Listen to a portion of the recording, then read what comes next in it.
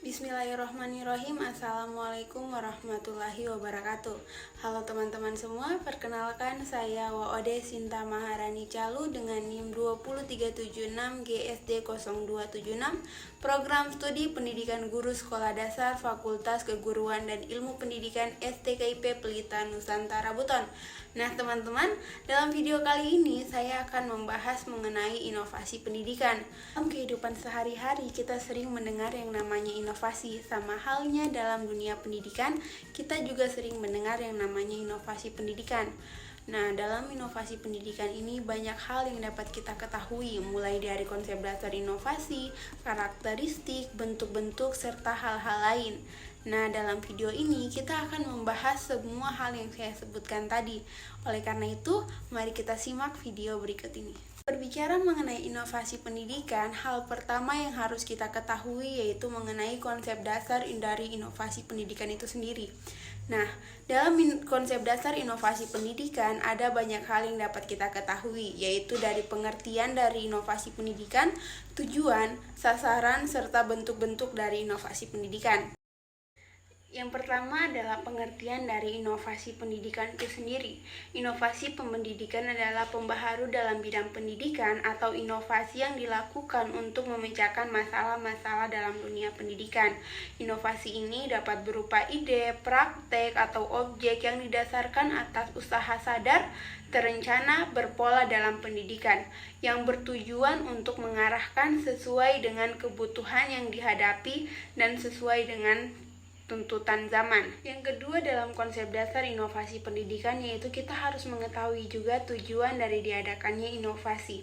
Tujuan dari diadakannya inovasi yaitu untuk memecahkan suatu masalah tertentu yang kemudian sebagai pembaharu pendidikan sebagai tanggapan baru terhadap masalah-masalah pendidikan dan juga belum meluasnya kesempatan kerja pembuatan dan pemanfaatan teknologi informasi.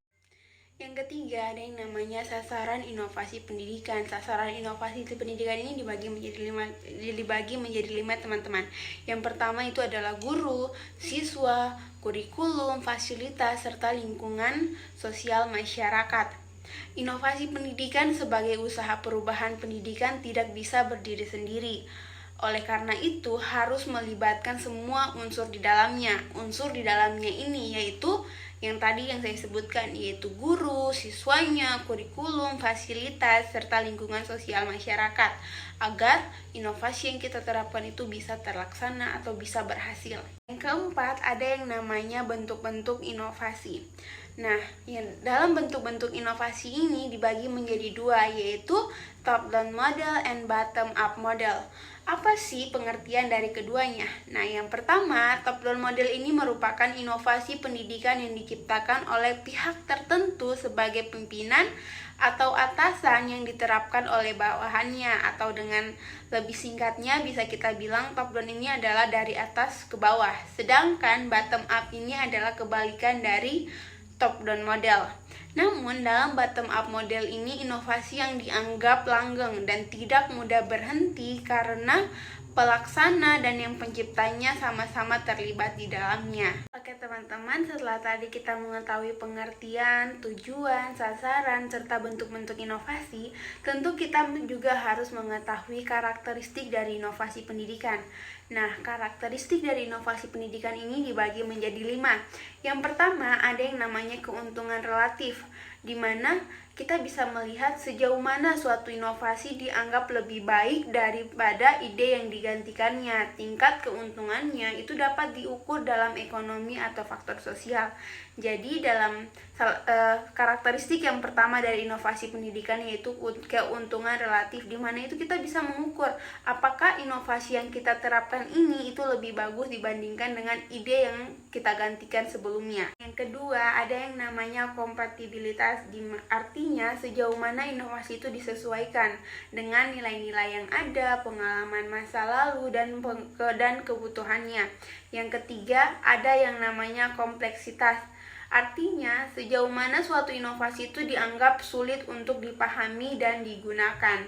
Yang keempat, ada yang namanya trilabilitas, artinya sejauh mana suatu inovasi itu dapat dilakukan secara terbatas. Dan yang terakhir ada yang namanya observability. Artinya sejauh mana hasil dari suatu inovasi itu dapat dilihat oleh orang lain. Dan yang lebih penting, semakin mudah bagi individu untuk melihat hasil sebuah inovasi, maka semakin besar peluang bahwa inovasi tersebut akan diterima oleh masyarakat. Selanjutnya, faktor-faktor yang mempengaruhi inovasi pendidikan. Jadi, faktor-faktor yang mempengaruhi inovasi pendidikan ini dibagi menjadi dua. Yang pertama, faktor yang berasal dari dalam sistem pendidikan, dan yang kedua ada faktor yang berasal dari luar sistem pendidikan itu sendiri, atau biasa kita kenal dengan internal dan eksternal. Nah, yang berasal dari dalam sistem pendidikan ini bisa kita dari pendidiknya, dari tujuan pendidikannya, dari peserta didiknya. Sedangkan kalau dari luar sistem pendidikan itu bisa keluarganya, orang tua, dan juga bisa lingkungan tempat ia tinggal, teman-teman. Nah, selanjutnya kita membahas mengenai proses inovasi pendidikan. Sebelum lebih jauh kita membahas mengenai proses inovasi pendidikan ini, tentu kita harus mengetahui terlebih dulu pengertian dari difusi. Nah, salah satu tokoh yaitu Roger menjelaskan atau mendefinisikan pengertian difusi, di mana ia menyebutkan bahwa difusi adalah suatu proses untuk mengomunikasikan kepada anggota suatu sistem sosial melalui saluran komunikasi tertentu dan dilaksanakan atau berlangsung sepanjang waktu. Oke, setelah kita mengetahui pengertian dari difusi, selanjutnya kita membahas mengenai proses inovasi pendidikan. Proses inovasi pendidikan ini dibagi menjadi 4 tahap. Yang pertama, penemuan, penyebaran, pengembangan, dan penyerapan. Yang selanjutnya adalah model-model inovasi pendidikan. Pada model-model inovasi pendidikan ini ada 2 bagian yang akan kita bahas. Tahap proses keputusan inovasi. Nah, pada tahap proses keputusan inovasi ini teman-teman dibagi menjadi 5 tahap. Yang pertama adalah tahap pengetahuan, di mana pada tahap pengetahuan ini seseorang itu harus menyadari atau membuka diri dan ada rasa ingin tahu terhadap inovasi. Itu adalah tahap bujukan, di mana pada tahap bujukan ini diperlukan gambaran yang jelas bagaimana tahap pelaksanaan atau cara pelaksanaan dari inovasi tersebut dan apa konsekuensi yang terjadi ketika kita menerapkan inovasi tersebut. Setelah dijelaskan mengenai bagaimana tahapan-tahapannya serta konsekuensinya pada tahap bujukan ini, maka ada yang namanya sikap senang ataupun tidak senang terhadap inovasi yang ditawarkan. Dan juga seleksi informasinya itu harus disesuaikan dengan kondisinya. Tahap yang ketiga yaitu tahap keputusan, di mana pada tahap keputusan ini akan ditentukan apakah inovasi yang ditawarkan itu diterima atau tidak. Jadi pada tahap keputusan ini kadang seseorang menerima inovasi yang ditawarkan itu ketika ia sudah mencobanya.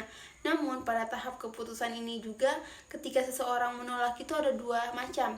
Yang pertama, penolakan secara aktif dan juga penolakan secara pasif. Apa sih beda keduanya? Nah, kalau penolakan secara aktif ini, penolakan yang terjadi setelah mereka mempertimbangkan atau setelah mencoba. Sedangkan kalau penolakan secara pasif itu tanpa mempertimbangkan, mereka langsung memutuskan untuk tidak menerima.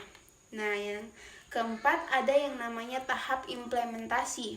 Tahap implementasi ini adalah mengimplementasikan inovasi yang ada, menerapkan inovasi yang sudah ditawarkan tadi.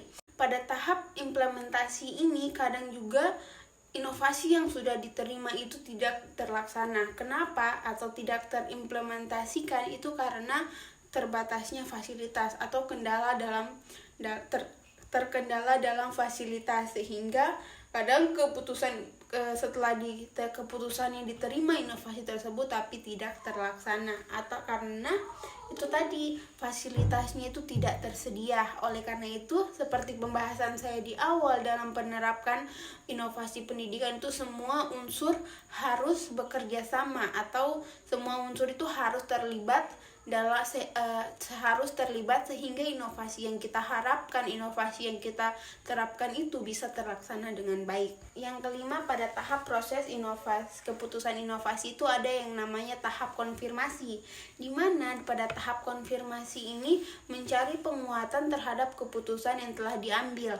Nah, pada tahap konfirmasi ini juga teman-teman ada yang namanya disonansi, di mana disonansi ini tidak sesuai. Jadi ketika pada tahap konfirmasi ini terjadi disonansi, maka kita bisa mengubah pengetahuan, sikap atau perbuatannya, sehingga itu bisa menanggulangi lah untuk terjadinya disonansi. Jadi harus diperhatikan setiap tahapnya. Tipe keputusan inovasi. Tipe-tipe keputusan inovasi ini dibagi menjadi 4. Yang pertama adalah keputusan opsional, di mana pada keputusan ini menerima atau menolak inovasi berdasarkan keputusan pribadi atau keputusan secara individu, keputusan individu secara mandiri. Yang kedua ada yang namanya tipe kolektif, di mana ini menerima atau menolak inovasi berdasarkan keputusan bersama kesepakatan anggota sistem sosial. Yang ketiga ada yang namanya tipe otoritas, di mana ini menerima atau menolak inovasi berdasarkan keputusan seseorang yang memiliki kedudukan. Yang terakhir ada yang namanya tipe kontingensi, di mana pada tipe ini menerima atau menolak inovasi itu berdasarkan setelah ada keputusan yang mendahulunya. Jadi itu adalah keempat tipe keputusan dalam inovasi. Strategi inovasi pendidikan. Strategi inovasi pendidikan dibagi menjadi 4 macam. Yang pertama, strategi fasilitatif, strategi pendidikan, strategi bujukan atau persuasif, dan strategi paksaan. Nah, yang pertama adalah strategi fasilitatif, di mana merupakan pelaksanaan program perubahan sosial yang di dalamnya itu lebih mengutamakan penyediaan fasilitas. Yang kedua, strategi pendidikan, digunakan untuk mencapai tujuan pendidikan perubahan sosial dengan cara menyampaikan fakta yang terjadi. Yang ketiga, ada yang namanya strategi bujukan atau persuasif, yang artinya untuk mencapai tujuan perubahan sosial itu dengan cara membujuk atau merayu agar perubahan itu mau mengikuti agar sasaran perubahan itu mau mengikuti perubahan sosial yang direncanakan. Yang keempat ada yang namanya strategi paksaan, artinya dengan cara memaksa klien atau sasaran dari perubahan ini untuk mau mencapai tujuan perubahan. Inovasi kurikulum 2013. Sebelum lebih jauh kita membahas mengenai kurikulum 2013 ini, alangkah lebih baiknya kita harus mengetahui dulu pengertian dari kurikulum. Kurikulum merupakan suatu rencana yang memberi pedoman atau pegangan dalam proses kegiatan belajar mengajar. Atau dalam dunia pendidikan ini, kurikulum itu bisa dikatakan sebagai pedoman dalam kegiatan belajar, sebagai pondasi dalam dunia pendidikan. Nah, setelah kita mengetahui pengertian kurikulum, kita juga harus mengetahui apa itu kurikulum 2013. Kurikulum 2013 merupakan kurikulum yang terintegrasi atau terpadu sebagai suatu sistem atau pendekatan pembelajaran yang melibatkan beberapa disiplin ilmu untuk memberikan pengalaman bermakna dan luas kepada peserta didiknya. Perlu diingat, pada kurikulum ke-13 ini itu lebih menitik beratkan pada pendidikan karakter, terhubung dengan karakter anak bangsa di kalangan anak muda, bahkan anak-anak sekarang ini bisa dibilang sangat menurun. Oleh karena itu, kita sebagai penerus, sebagai calon guru, bahkan guru harus bisa menerapkan kurikulum K13 ini dengan sebaik-baiknya, karena kurikulum K13 ini merupakan kurikulum yang bagus untuk diterapkan, dan ketika berhasil itu bisa menjadikan peserta didiknya itu menjadi lebih baik, apalagi dengan karakternya, karena karakter yang bagus itu akan membangun anak muda kita. Oke, setelah kita mengetahui pengertian kurikulum K13, kita juga harus mengetahui apa karakteristik dari kurikulum K13. Karakteristik kurikulum K13 dibagi menjadi beberapa. Yang pertama yaitu mengembangkan keseimbangan antara berbagai hal. Mengembangkan keseimbangan antara berbagai hal ini yaitu antara sikap spiritual, rasa ingin tahu, kreativitas, kerjasama dengan kemampuan intelektual psikomotor. Yang kedua adalah memberikan pengalaman belajar yang terencana, di mana bisa menjadikan masyarakat itu menjadi sumber belajar. Apa yang dia dapatkan di sekolah itu bisa diterapkan dalam masyarakat. Yang ketiga adalah kompetensi tertuang dalam bentuk kompetensi inti kelas. Dan juga karakteristiknya kurikulum K13 ini memberikan waktu yang lebih luas untuk peserta didiknya ini mengembangkan apa yang ada dalam dirinya. Inovasi kurikulum berbasis masyarakat. Yang pertama, pengertian dari kurikulum berbasis masyarakat adalah kurikulum yang menekankan perpaduan antara sekolah dan masyarakat. Dan juga kurikulum berbasis masyarakat ini adalah bahan dan objek kajiannya, kebijakan dan ketetapannya itu dilakukan di daerah, disesuaikan dengan kondisi lingkungan, sosial, ekonomi, budaya, dan disesuaikan dengan kebutuhan pengembangan daerah yang perlu dipelajari oleh siswa di daerah tersebut. Jadi kurikulum berbasis masyarakat ini dia disesuaikan dengan daerahnya masing-masing. Karakteristik kurikulum berbasis masyarakat. Yang pertama, pembelajaran berorientasi pada masyarakat. Yang kedua, metode mengajar terutama dititik beratkan pada pemecahan masalah untuk memenuhi kebutuhan perorangan dan kebutuhan sosial atau kelompok.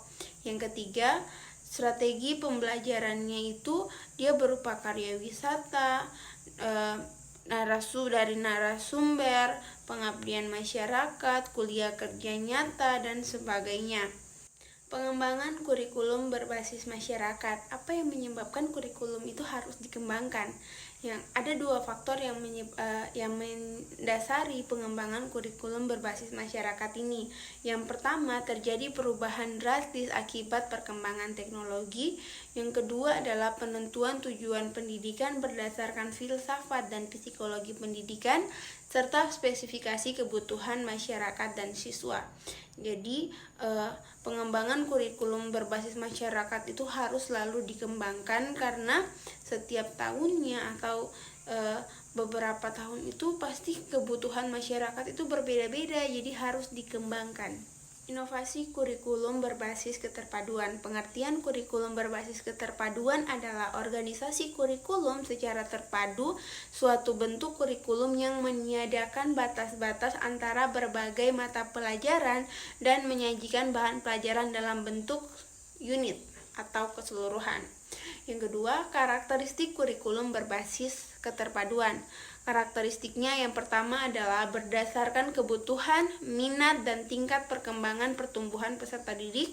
Yang kedua, ditunjang oleh semua mata pelajaran atau bidang studi yang ada. Yang ketiga, sistem penyampaiannya dengan menggunakan sistem pengajaran unit, yakni unit pengalaman dan unit mata pelajaran. Yang keempat adalah peran guru sama aktifnya dengan para peserta didik. Bahkan peran siswa itu lebih menonjol dibandingkan dengan gurunya. Di sini guru hanya berperan sebagai fasilitas. Organisasi kurikulum yang berpusat pada bidang masalah, ide, cara atau tema tertentu yang dapat digunakan untuk melaksanakan suatu pengajaran unik.